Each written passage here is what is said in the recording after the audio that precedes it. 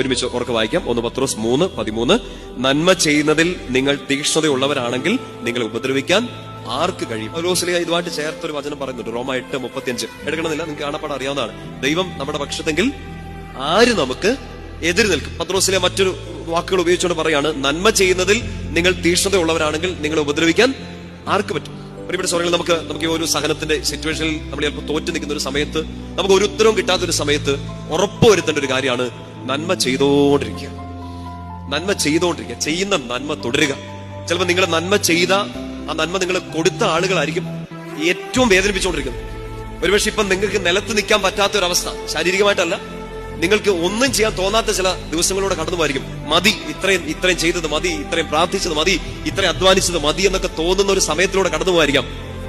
ഒരു പ്രതീക്ഷയില്ല, ഒരു നല്ല വാക്കും കേൾക്കുന്നില്ല. ഏറ്റവും സങ്കടത്തിൽ നിൽക്കുന്ന സമയത്തും ഈശോയെ സ്നേഹിക്കുന്ന നമ്മൾ ഓരോരുത്തരും തീരുമാനിക്കേണ്ട ഇതാണ്. വാക്കും കേൾക്കുന്നില്ല. ഏറ്റവും സങ്കടത്തിൽ നിൽക്കുന്ന സമയത്തും ഈശോയെ സ്നേഹിക്കുന്ന നമ്മൾ ഓരോരുത്തരും തീരുമാനിക്കേണ്ട കാര്യം ഇതാണ്: നന്മ ചെയ്യുന്നത് ഞാൻ നിർത്തില്ല. കാരണം വചനം ഉറപ്പ് തരികയാണ്, നന്മ ചെയ്യുന്നതിൽ നിങ്ങൾ ഉത്സാഹമുണ്ടെങ്കിൽ, നന്മ ചെയ്യുന്നത് നിങ്ങൾ തുടരുകയാണെങ്കിൽ നിങ്ങളെ ഉപദ്രവിക്കാൻ ആർക്ക് പറ്റും? പൗലോസ്ലീഹയുടെ വാക്കുകളിൽ, ദൈവം നമ്മുടെ പക്ഷത്തെങ്കിൽ ആര് നമുക്ക് എതിര് നിൽക്കും?